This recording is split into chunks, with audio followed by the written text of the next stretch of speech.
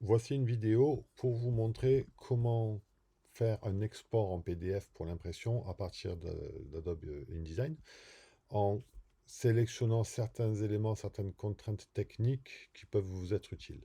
Donc tout d'abord, vous voyez, on travaille sur un livret de plusieurs pages qui a été monté en page en vis-à-vis avec une page de couverture.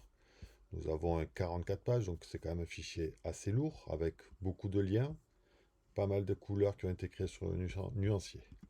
Donc on va passer par Fichier, Exporter. Une fenêtre s'ouvre, donc vous vérifiez bien que vous allez mettre le nom qui correspond à votre document. J'ai créé un dossier qui s'appelle PDF pour l'impression. Donc je vous conseille à chaque fois de créer un dossier à part pour mettre votre PDF pour l'impression, puisque quand vous faites un assemblage, il vous propose un PDF, mais celui-ci n'a pas les caractéristiques vraiment prévues pour l'impression. Donc je vérifie qu'en format, je suis à Adobe PDF Impression. J'enregistre. À partir de là, une nouvelle fenêtre s'ouvre.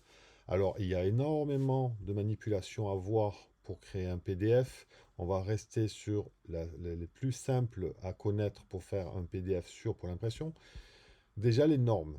Ici, il est très conseillé par les imprimeurs de travailler avec les normes PDF X1A ou 2001 ou 2003.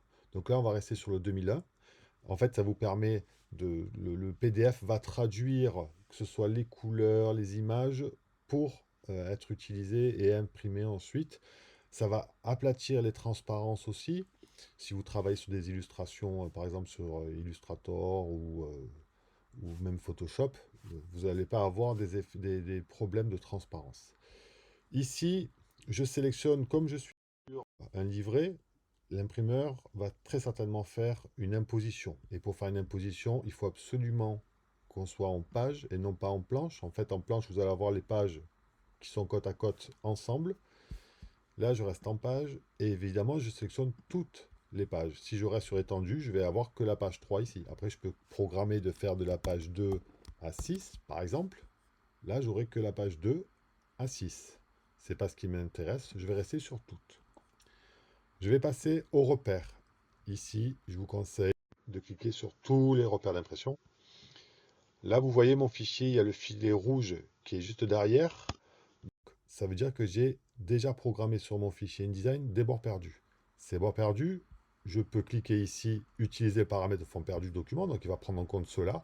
Ou alors, si vous voulez être sûr, vous mettez directement 5 mm à ce niveau-là. Sortie, c'est ici que je voudrais que vous fassiez attention. Je passe par le gestionnaire d'encre. En fait, mon fichier a été créé et vous voyez, il y a deux couleurs qui sont en ton direct, qui sont signifiées par des pantones.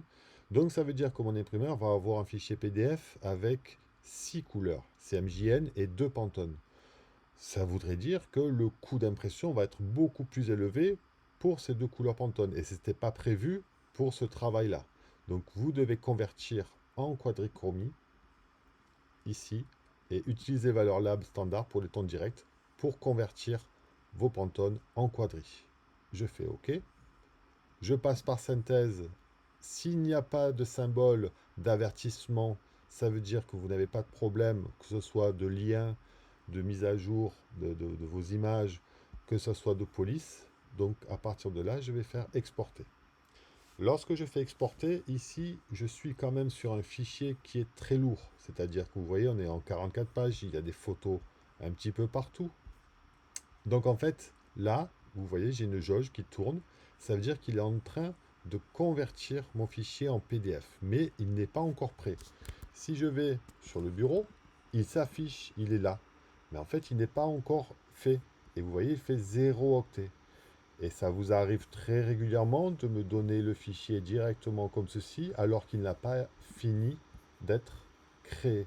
Donc vous devez absolument à chaque fois vérifier sur votre barre des menus, ici en haut. Alors ça peut être une jauge qui descend, ça peut être une jauge qui tourne. Il faut absolument que, voilà, là, j'ai bien mon fichier qui a été créé. Je retourne sur le bureau. Vous voyez, mon fichier pèse 91 mégas. Je peux même l'afficher. Je vois que j'ai bien les traits de coupe, tous les repères d'impression. J'ai mes bords perdus. Pour moi, il est OK. À ce moment-là, je peux l'envoyer soit à l'imprimeur, soit le faire relire si vous voulez.